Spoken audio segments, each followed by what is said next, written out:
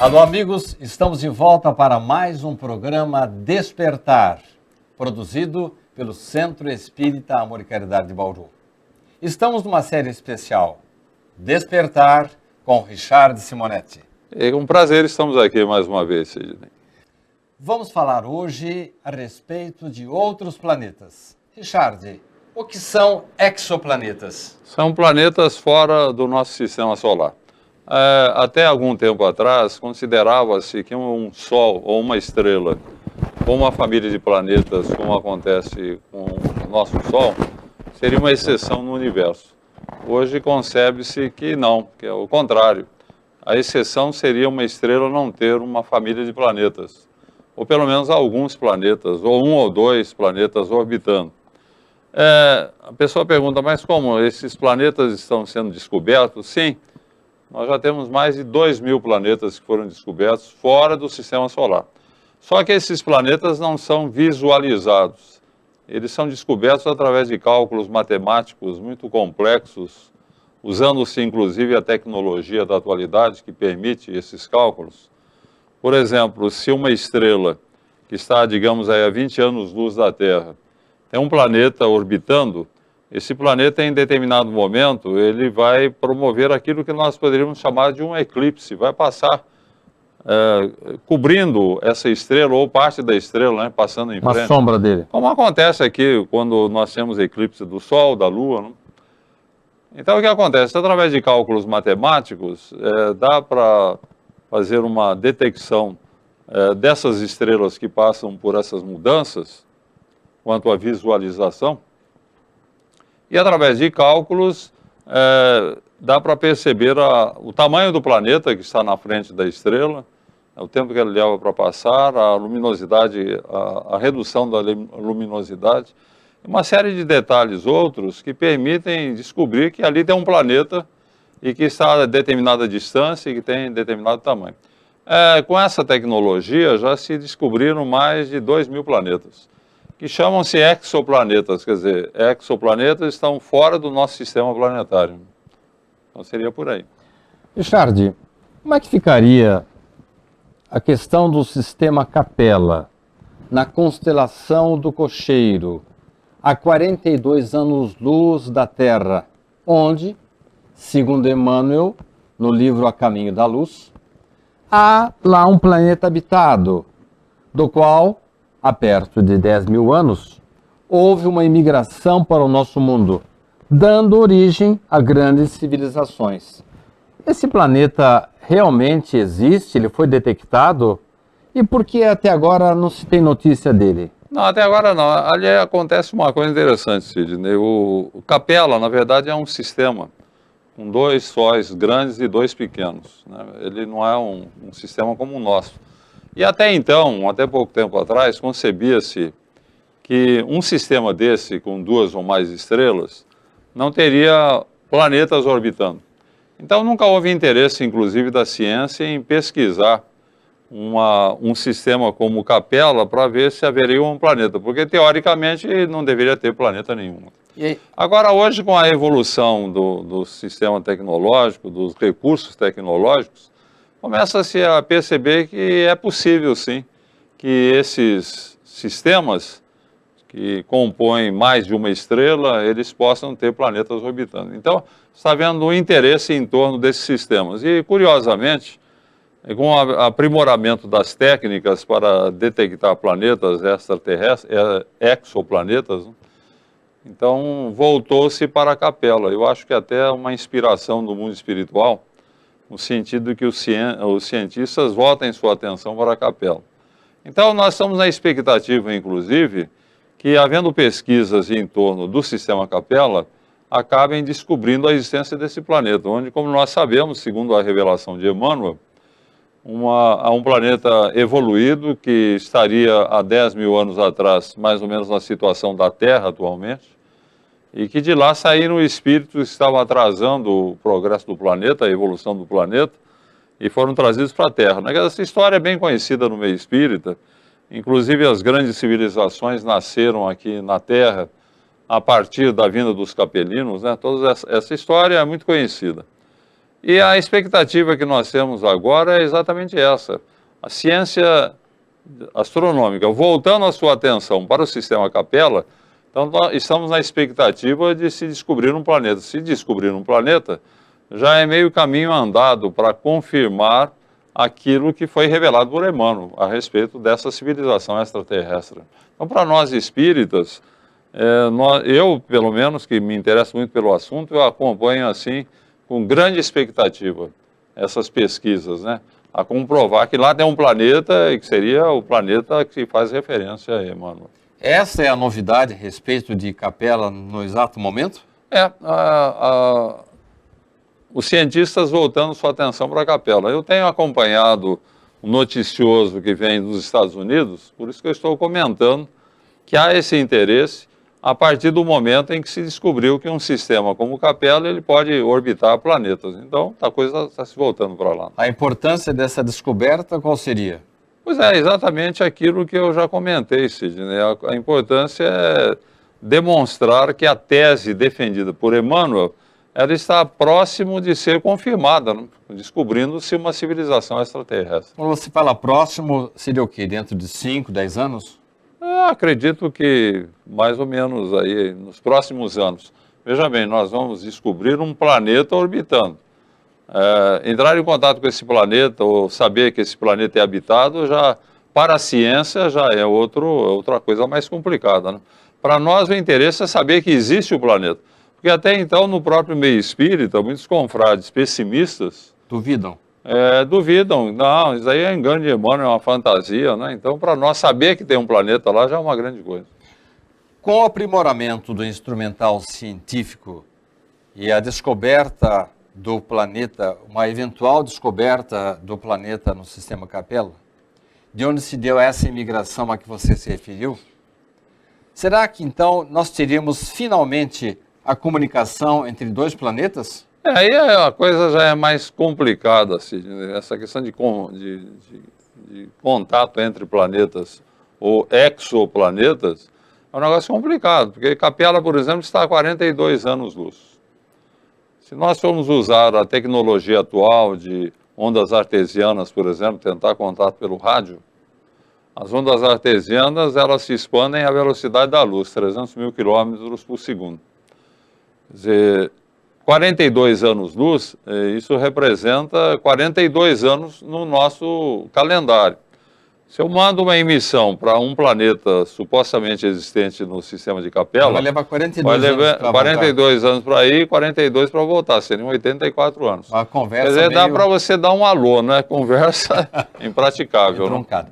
Richard, nós vamos fazer um pequeno intervalo, daqui a pouco estaremos de volta, continuando a falar sobre esse assunto tão interessante.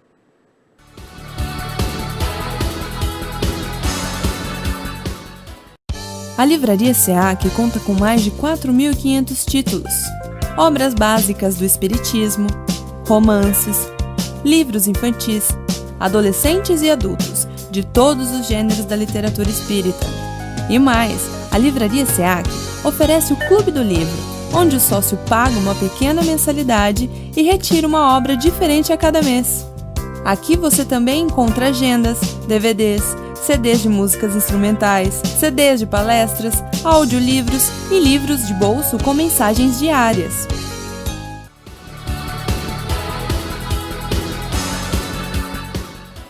Estamos de volta para mais um bloco do nosso Despertar Especial com Richard Simonetti. Richard, no bloco anterior, você nos desanimou, dizendo que um alô para uma civilização fora do nosso sistema solar, que seria o caso do planeta do sistema Capella, levaria 42 anos para ir e 42 anos para a resposta. Mas isso considerando a tecnologia do nosso planeta. Considerando, talvez, Richard, que essa civilização capelina fosse mais evoluída que a terrestre, será que os cientistas de lá não teriam aprimorado técnicas de comunicação avançadas que poderiam superar essa dificuldade?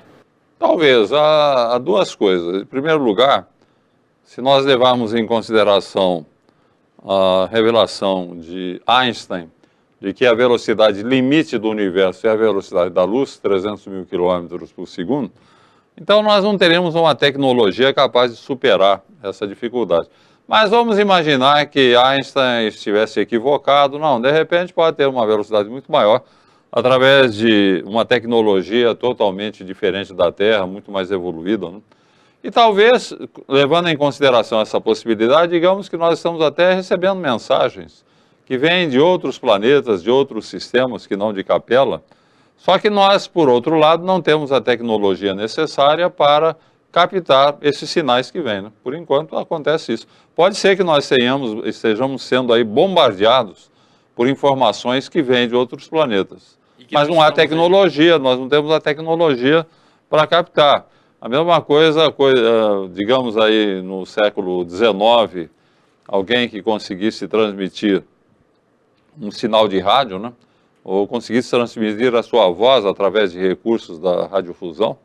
Você não tem aparelho receptor, o que adianta, né? Aquilo está chegando, mas você não tem o receptor. Um sinal de internet, então, eu acredito que podemos estar até sendo banhados por essas informações, mas não temos a tecnologia para detectá-las, né? Vamos supor que a gente chega a essa tecnologia e se de repente comecemos a captar algumas mensagens, algumas comunicações, quais seriam as consequências dessa captação? Digamos que nós conseguíssemos, inclusive, desenvolver uma tecnologia que permitisse conversar realmente, né? Não é você transmitir uma mensagem, depois de 40 anos você tem a resposta, em que houvesse diálogo, né? Houvesse um diálogo. Haveria uma radical transformação na Terra, né? Sem dúvida alguma. No campo científico. Quanto ao campo científico, a gente teria ideias muito mais avançadas até para preservar a economia do planeta sob o ponto de vista ecológico. Poderíamos colher informações notáveis, orientações. Haveria um surto de progresso muito grande para a própria ciência da Terra, né? Sem dúvida alguma. E no campo religioso, Richard, seria um abalo muito grande também? Haveria uma revolução teológica na Terra. Por exemplo, se existe um outro planeta, em outro sistema solar, um planeta habitado, e se nós considerarmos que é tudo obra de Deus, esse planeta foi também criado por Deus. E também foram criados aqueles habitantes do planeta. E daí, o que aconteceu lá? Existia um Éden, um paraíso inicial, sob o ponto de vista teológico. O casal inicial lá, de repente, ele desobedeceu Deus, houve uma queda da natureza humana. Depois teve um Salvador que encarnou no planeta, que seria Jesus, para salvar o planeta. Essas questões todas ficariam extremamente complicadas, você transportar isso para outro planeta. Haveria, sem dúvida alguma, uma reformulação do sistema teológico com ideias mais avançadas e mais objetivas, até colhendo informações, sob o ponto de vista teológico, que viriam de civilizações mais avançadas, né? Já com uma ideia também mais avançada sobre essa questão da presença de Deus no universo. A doutrina espírita ficaria muito feliz com isso, né, Richard? Não há dúvida nenhuma. Nós achamos que a descoberta de outros planetas, o contato com civilizações mais evoluídas, eu não tenho dúvida nenhuma de que nós teríamos confirmadas ideias espíritas, como a reencarnação, porque o princípio da reencarnação é um princípio que exprime uma lei divina de evolução. Então, se há vida biológica na Terra, possibilitando a reencarnação, onde houver vida biológica, nós teremos espíritos encarnando, não tenho dúvida nenhuma quanto a isso. Teremos também processo de evolução com relação à comunicação com os espíritos, à mediunidade, a lei de causa e efeito, todos esses princípios espíritas, que não são meros princípios espíritas, eles representam o enunciado de leis que regem a nossa evolução. Universais. Então, essas leis têm caráter universal, servem para todos os planetas. Para nós espíritas seria interessante, porque sem dúvida alguma teríamos a confirmação dessas ideias, confirmação vinda de outros planetas, né, de civilizações mais evoluídas e mais bem ajustadas em relação à existência de Deus e o relacionamento da criatura humana com Deus. Mas, de uma forma geral, Richard, na sua opinião, as religiões, de uma certa forma, já não evoluíram muito em relação às ideias antigas? Eu acho que é uma evolução muito complicada e difícil, porque os princípios teológicos que foram formulados na Idade Média, eles foram formulados com base no dogma. Então, os princípios religiosos constituem dogma de fé. E o que é um dogma de fé? É a palavra de Deus, então você não pode mudar.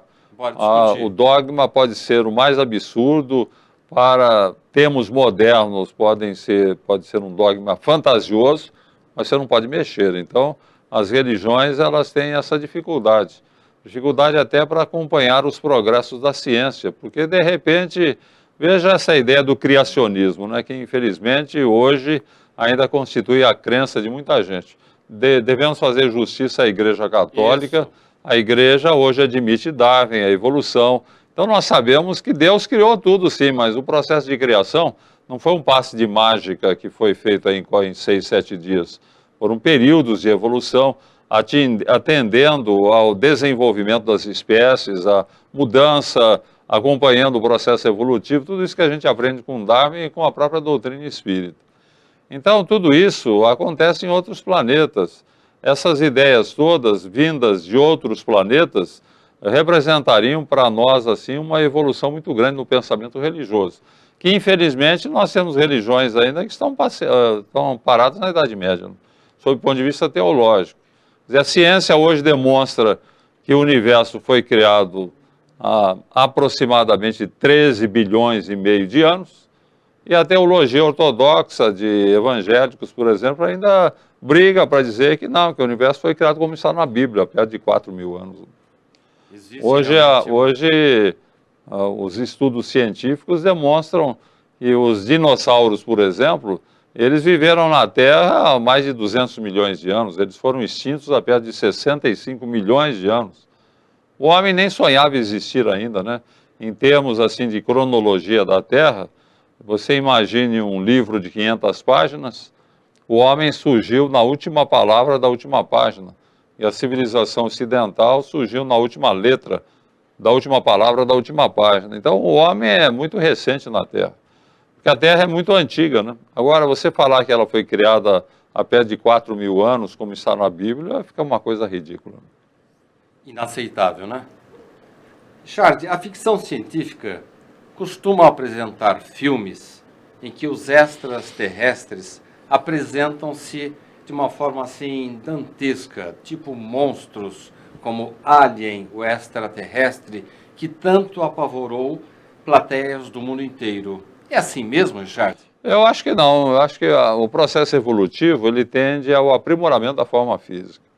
Então, se você pegar um planeta mais evoluído que a Terra, muito mais evoluído que a Terra, fatalmente os seres que lá vivam, se for um planeta com seres biológicos, né, que permita a existência de seres biológicos, e se ele é muito mais evoluído, os seres desse planeta, os seres pensantes, eles podem ser diferentes, mas jamais monstruosos. Eles tenderão a ter uma forma bonita, porque a simetria faz parte do processo evolutivo, né? Quanto mais evoluída é a forma, mais bela ela vai se apresentando. Nós temos um exemplo típico na própria existência do homem.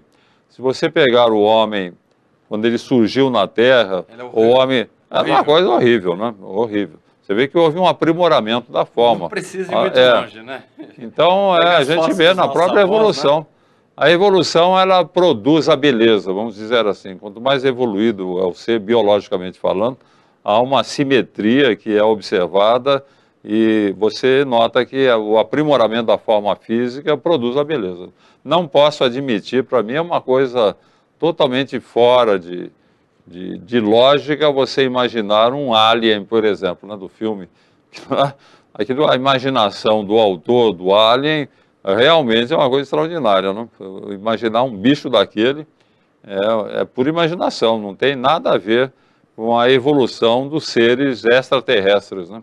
Que, repito, acompanha a mesma simetria da Terra. Quanto mais evoluído é o ser, mais belo ele vai se apresentar. Ainda que um ser biológico, pensante de outro planeta, possa ser diferente do homem da Terra, mas monstruoso jamais. Ao contrário seria, né? Eles nos achariam talvez monstruosos. Provavelmente, né? Se mais evoluídos. Né? Nós vamos fazer um pequeno intervalo e daqui a pouco voltaremos para a última parte do programa de hoje, Despertar Especial, com Richard Simonetti.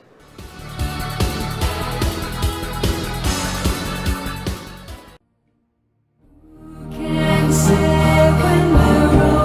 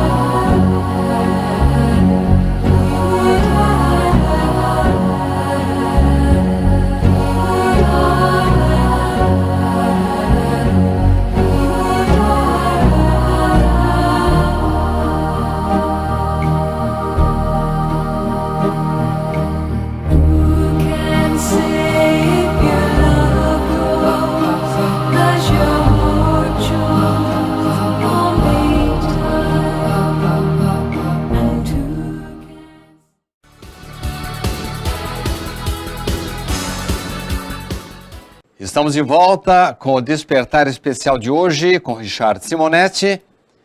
E vamos agora para o último bloco.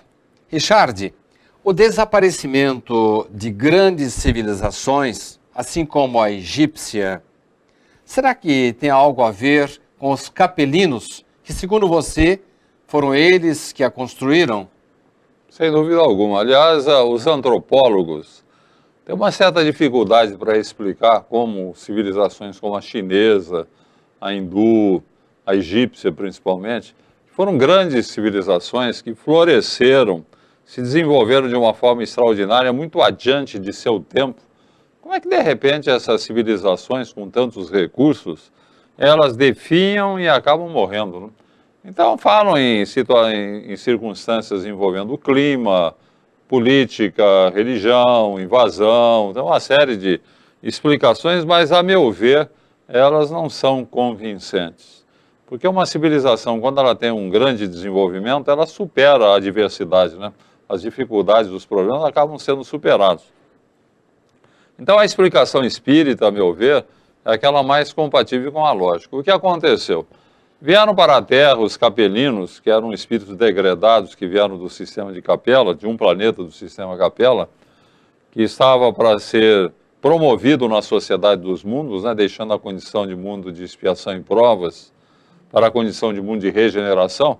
E essa minoria barulhenta de espíritos muito adiantados intelectualmente, mas moralmente atrasados, estava atrapalhando. Então eles vieram parar na Terra. Foram degradados. Digamos, vieram alguns milhões aí, ou muitos milhões, a gente não sabe exatamente quantos.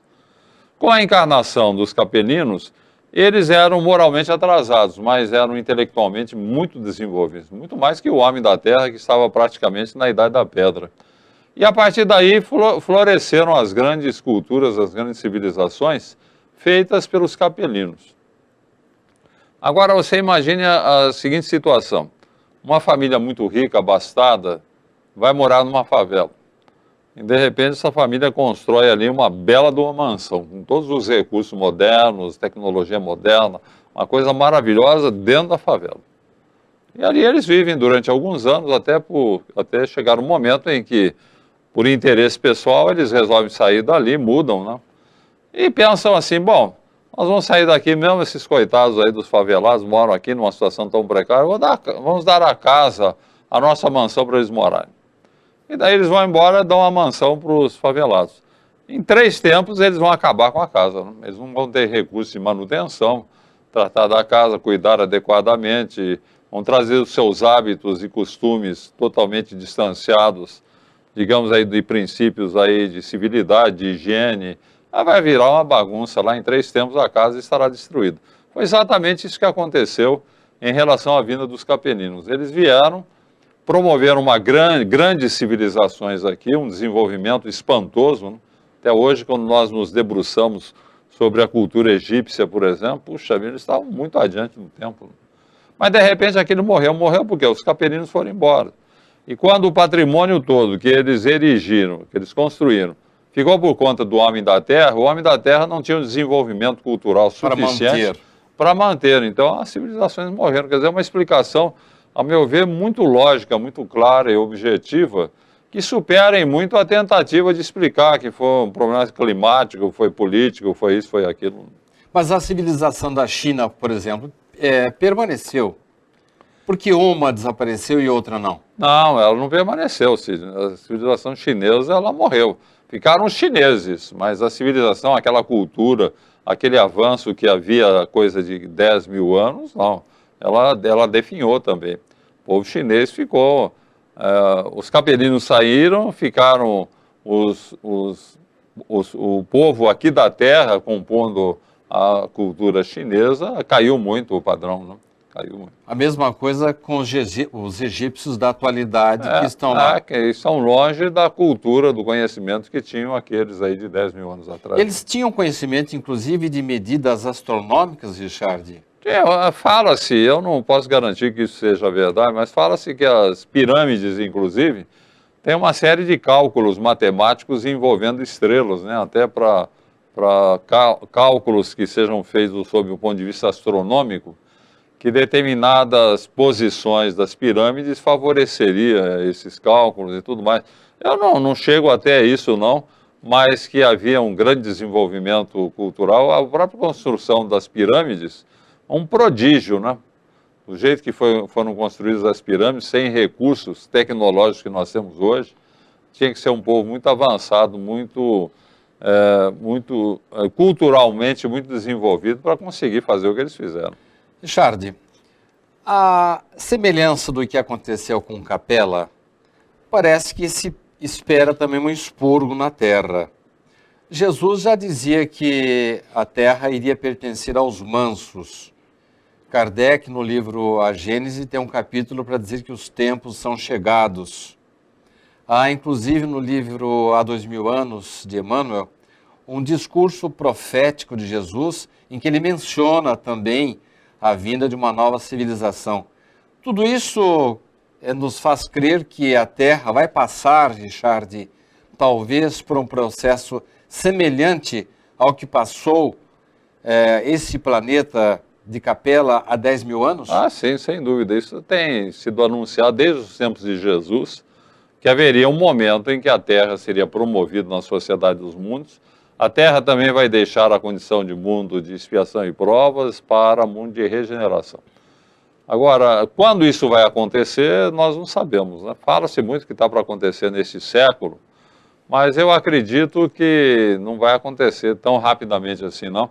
Até porque você mesmo citou o Evangelho, no Sermão da Montanha, Jesus fala que bem-aventurados os mansos, porque herdarão a terra. Vão ficar na terra os que houverem conquistado a mansuetude, que é uma virtude difícil, né? Se você chamar hoje o cidadão de manso, ele vai se ofender, porque a mansuetude está muito distante ainda do homem e da terra, muito dominado ainda por impulsos inferiores de agressividade. Mas é uma condição, pelo menos Jesus diz isso, né? O manso é alguém que não reage negativamente. Ele não é uma Maria vai com as outras, não nem uma água morta como muita gente imagina. O manso é o cidadão que controla a própria agressividade, ou que superou a agressividade. Ele tem as raízes de sua estabilidade dentro dele mesmo, não está nos outros, porque nós somos muito de reagir. Se te tratam bem, você se sente bem, trata mal, você reage mal, trata mal. Então nós somos reatores, nós sempre reagimos de acordo com as circunstâncias. E o homem manso não, ele tem as raízes de estabilidade dentro dele mesmo. Ele nunca reage, ele sempre age, ele sempre tem o que fazer, sempre no melhor sentido, né? Como está na própria moral evangélica, procurando sempre fazer o melhor. Então eu acredito que quando a maior parte da população da Terra houver conquistado a mansuetude, o planeta estará em condições de ser promovido. Como nós estamos um pouco longe disso, eu acho que não vai ser para já, não. O próprio Chico, ele dava a entender em algumas observações dele, que a chamada civilização cristianizada do terceiro milênio, nós temos 1000 anos para que ela seja concretizada. Então muita água vai rolar no rio do tempo, até que nós sejamos habilitados à promoção de nosso planeta. Para encerrar, Richard, estamos no final do programa. Ainda há capelinos na Terra? Consta, Emmanuel diz no livro A Caminho da Luz que muitos ficaram ainda na Terra, né? Mas a maioria já voltou. Chegamos ao final do nosso programa, agradecemos a sua atenção e até uma próxima oportunidade.